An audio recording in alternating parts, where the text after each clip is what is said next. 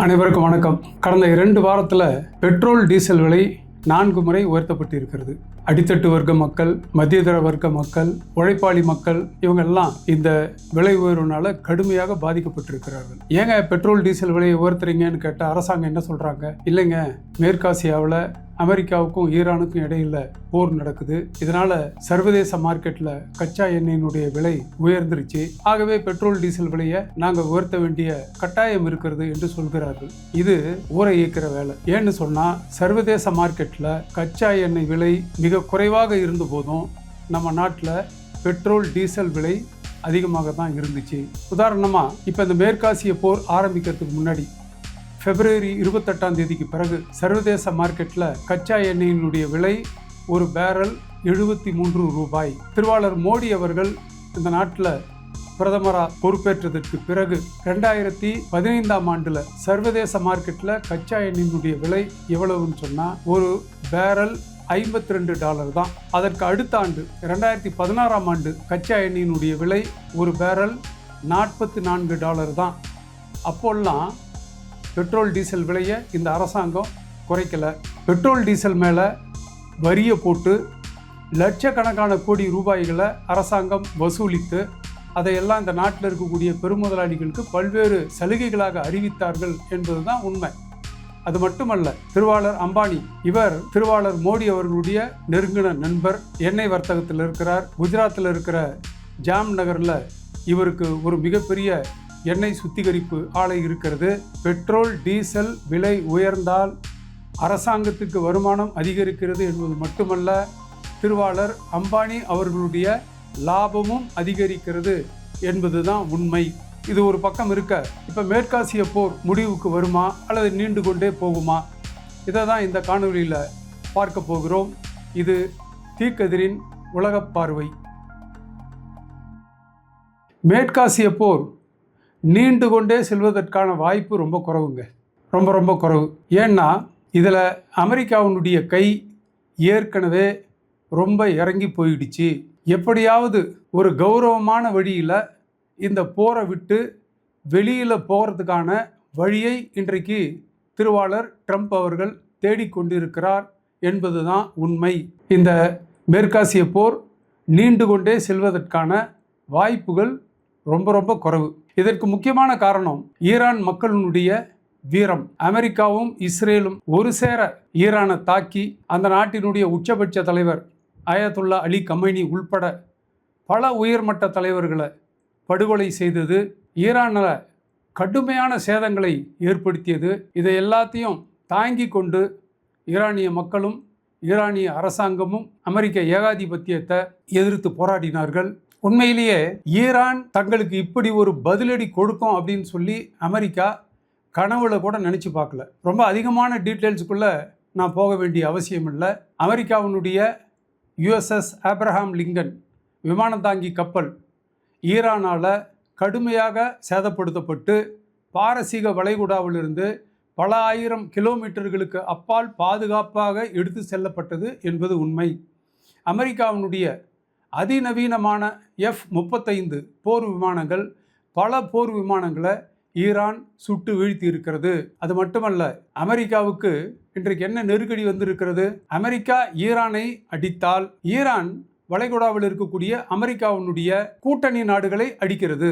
America Iran மேலே ஒரு அடி அடித்தா ஈரான் சவுதி அரேபியாவை, ஐக்கிய அரபு எமிரேட்ஸை, ஓமனை, கட்டாரை, பஹ்ரைனை, குவைத்தை அடிக்கிறது. இந்த நாடுகளெல்லாம் இருக்கக்கூடிய அமெரிக்க விமான தளங்கள் மற்றும் சாதனங்கள் மிக கடுமையான சேதத்திற்கு உள்ளாகி இருக்கின்றன என்பது உண்மை. ஆகவே இன்றைக்கு ஈரான் நாட்டு மக்களினுடைய அந்த நாட்டு அரசாங்கம் காட்டி இருக்கக்கூடிய வீரம் என்பது மெச்சத்தகுந்தது. நம்ம லிபியா எப்படி அமெரிக்க படையெடுப்புக்கு முன்னால் வீழ்ச்சி அடைஞ்சதுன்றதை பார்த்துருக்கிறோம். ஈராக் எப்படி வீழ்ச்சி அடைந்ததுன்றதை பார்த்துருக்கிறோம். ஆனால் ஈரானும் அந்த நாட்டினுடைய மக்களும் கடுமையாக வீரத்துடன் எதிர்த்து நின்று இன்றைக்கு அமெரிக்காவை பின்னுக்கு தள்ளி இருக்கிறார்கள் என்பது தான் உண்மை. அப்புறம் வல்லவனுக்கு புல்லும் ஆயுதம் என்பது பழமொழி. ஈரான் இந்த போரில் ஒரு ஆயுதத்தை கண்டுபிடிச்சாங்க. அதுதாங்க ஹோர்மூஸ் நீரிணை.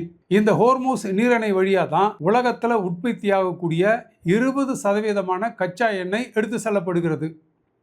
அந்த நீரிணையை ஈரான் ஒரு ஆயுதமாக மாற்றிவிட்டது. அந்த நீரிணையில் கன்னி வெடிகளை வைத்து கப்பல் போக்குவரத்து எதுவும் இல்லாத மாதிரி தடுத்து விட்டது. இது சர்வதேச மார்க்கெட்டில் எண்ணெய் விலையை கடுமையாக உயர்த்தியது. அமெரிக்காவிலும் எண்ணெய் விலையை கடுமையாக உயர்த்தியது.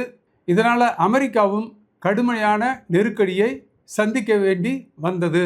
இன்னொரு முக்கியமான விஷயம், அமெரிக்காவுக்கும் வளைகுடா நாடுகளுக்கும், நான் முன்னால் சொன்ன பேர் கொண்ட அந்த நாடுகளுக்கும் எல்லாம் இடையில் ஒரு ஒப்பந்தம் இருக்கிறது. அதாவது என்னன்னு சொன்னால், அமெரிக்கா இவங்களுக்கெல்லாம் பாதுகாப்பு கொடுப்பார். ஆனால் இந்த போரின் மூலம் என்ன இன்னைக்கு நிரூபணமாகி விட்டதுன்னு சொன்னால், அமெரிக்காவால் சவுதி அரேபியாவுக்கோ, யுனைடெட் அரப் எமிரேட்ஸுக்கோ, ஓமனுக்கோ, கட்டாருக்கோ, பஹ்ரைனுக்கோ, குவைத்துக்கோ எந்தவித பாதுகாப்பும் கொடுக்க முடியாது என்பது நிரூபணமாகிவிட்டது. ரெண்டாவது முக்கியமான காரணம், அமெரிக்கா கையிருப்பில் இருக்கக்கூடிய ஏவுகணைகள் எல்லாம் இந்த மேற்காசிய போர்னால கணிசமாக குறைந்து விட்டது.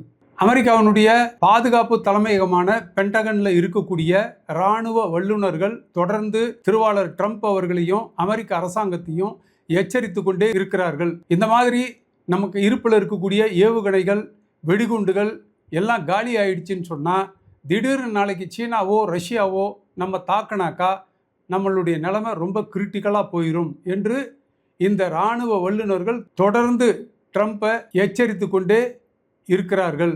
உதாரணத்துக்கு, அமெரிக்கா ஒரு வருடத்திற்கு 620 பேட்ரியாட் ஏவுகணைகள் தான் உற்பத்தி செய்ய முடியும். அதுதான் அமெரிக்காவினுடைய கெப்பாசிட்டி. ஆனால் இந்த மேற்காசிய போர் ஆரம்பித்த 4 நாட்களிலேயே அமெரிக்கா 1000 பேட்ரியாட் ஏவுகணைகளை ஏவி இருக்கிறது. அப்படின்னு சொன்னால், இந்த மேற்காசிய போர் நடந்த மொத்த நாட்களிலும் அமெரிக்கா எவ்வளவு ஏவுகணைகளை ஏவி இருக்கும் அப்படின்றத நாமளே கணக்கு போட்டு பார்த்துக்கலாம். அதனால தான் அமெரிக்கா கையில் இருக்கக்கூடிய அந்த ஏவுகணைகளுடைய எண்ணிக்கை கணிசமாக குறைந்து விட்டதுனால இன்றைக்கு பென்டகனில் இருக்கக்கூடிய இராணுவ வல்லுநர்களுக்கெல்லாம் கிளி பிடிச்சிருச்சு. இதே மாதிரி போனால் நாளைக்கு திடீர்னு ஒரு போர் ஏற்பட்டு சீனாவோ அல்லது ரஷ்யாவோ நம்மளை தாக்கும் பொழுது நம்ம நிலைமை ரொம்ப மோசமாயிரும், ரொம்ப ஆக்வர்டாயிரும். ஆகவே இப்படிப்பட்ட சூழ்நிலைமையில் இந்த போரை இதற்கு மேலும் நீடிக்க முடியாத ஒரு இக்கட்டான சூழ்நிலைமை அமெரிக்காவுக்கு ஏற்பட்டு இருக்கிறது. இன்னொரு முக்கியமான காரணம், அமெரிக்க மக்களிடையே இந்த போருக்கு ஏற்பட்டிருக்கக்கூடிய எதிர்ப்பு. 60% மக்கள் இந்த போரை எதிர்க்கிறார்கள், ட்ரம்பினுடைய தலைமையை எதிர்க்கிறார்கள். இந்த போருக்கு எதிராக அமெரிக்காவில் மிகப்பெரிய பேரணிகள் நடந்ததெல்லாம் நம்ம பார்த்துருக்குறோம். இன்னும் சொல்லப்போனால் 70% மக்கள் அமெரிக்கா ஈரான் மீது தொடுத்திருக்கக்கூடிய போரை எதிர்க்கிறார்கள் என்று சொல்கிறார்கள். இன்னொரு விஷயம், இன்றைக்கு அமெரிக்க அதிபர் ட்ரம்பினுடைய அப்ரூவல் ரேட்டிங் வெறும் 37% தான்.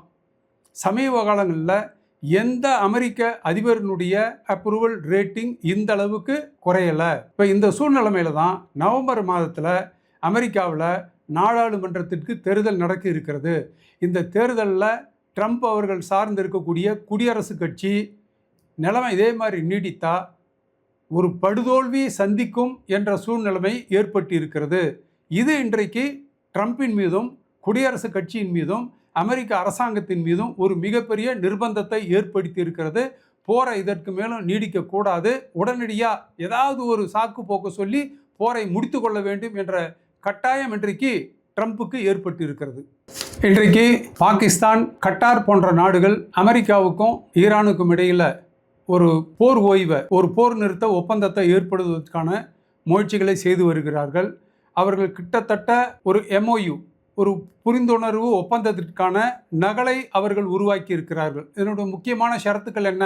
ஈரான் உடனடியாக ஹோர்மூஸ் நீரிணையை கப்பல் போக்குவரத்திற்கு திறந்துவிட வேண்டும். அங்கே வச்சிருக்கக்கூடிய கடல் கன்னிவெடிகளை எல்லாம் அகற்ற வேண்டும். அதேபோல் அமெரிக்கா ஈரான் துறைமுகங்கள் மீது தொடுத்திருக்கக்கூடிய முற்றுகையை நீக்க வேண்டும் உள்பட ஷரத்துக்களை கொண்ட ஒரு போர் நிறுத்த உடன்பாடு இன்றைக்கு அமெரிக்க அதிபர் ட்ரம்புக்கு முன்னாலேயும் அதே மாதிரி ஈரான் அரசாங்கத்துக்கு முன்னாலேயும் இன்றைக்கு ஒப்புதலுக்காக வைக்கப்பட்டிருக்கிறது. அநேகமாக இந்த போர் நிறுத்த உடன்பாடு கையெழுத்தாவதற்கான எல்லா விதமான சாத்தியக்கூறுகளும் இருக்கின்றன. இது சொல்லும் பொழுதே இன்னொரு விஷயத்தை சொல்லி ஆகணும். ட்ரம்ப் ஈரான் மீது தொடுத்திருக்கக்கூடிய போரை விலக்கிக் கொள்வதற்கு ஒத்துக்கொண்டாலும் இஸ்ரேல் பிரதமர் நேதன்யாகு இதற்கு உடன்படவில்லை. அவர் போர் தொடர்ந்து நடக்க வேண்டும், ஈரான் முற்றிலுமாக அழிக்கப்பட வேண்டும், அது மட்டுமல்ல அந்த லெபனான் நாடு முழுவதையும் இஸ்ரேலோடு சேர்த்து கொள்ள வேண்டும் என்ற பேராசை அவரை பிடிச்சி ஆட்டிக்கிட்டு இருக்கிறது. இது சம்பந்தமாக ட்ரம்ப்புக்கும் நேதன்யாகுவுக்கும் கடுமையான கருத்து வேறுபாடு ஏற்பட்டு இருக்கிறது என்பது மட்டுமல்ல, தொலைபேசியில் இருவரும் காரசாரமாக பேசிக்கொண்டார்கள் என்ற செய்திகள் எல்லாம் இன்றைக்கு ஊடகத்தில் வந்திருக்கிறது. ஆக போர் நிறுத்தம் சம்பந்தமாக அமெரிக்காவுக்கும் இஸ்ரேலுக்கும் கடுமையான கருத்து வேறுபாடு இருக்கிறது. இது இருந்தாலும் கூட அமெரிக்கா ஈரானோடு ஒரு போர் நிறுத்த உடன்பாட்டில் கையெழுத்து போட்டுவிட்டால் அதன் பிறகு இந்த ஹோர்மூஸ் நீரிணை, குறைந்தபட்சம் ஹோர்மூஸ் நீரிணை கப்பல் போக்குவரத்துக்கு, சர்வதேச கப்பல் போக்குவரத்துக்கு திறந்து விடப்படும். அதன் மூலம் வளைகுடா நாடுகளில் உற்பத்தி ஆகக்கூடிய எண்ணெய் உலக நாடுகளில் இருக்கக்கூடிய அந்த சந்தையை சென்றடையும். அதனால் இன்றைக்கு இருக்கக்கூடிய அந்த கச்சா எண்ணெய் விலை உயர்வு என்பது குறைந்து நிச்சயமாக மக்களுக்கு ஒரு ரிலீஃப் கிடைக்கும் என்பது தான் உண்மை. எனவே இந்த மேற்காசிய போர் தொடர்வதற்கான வாய்ப்புகள் ரொம்ப குறைவு. மிக விரைவில் ஒரு போர் நிறுத்த உடன்பாடு ஏற்படும், மேற்காசியாவில் அமைதி திரும்பும் என்று எதிர்பார்க்கிறோம். மீண்டும் ஒரு காணொளியில் சந்திக்கலாம். நன்றி.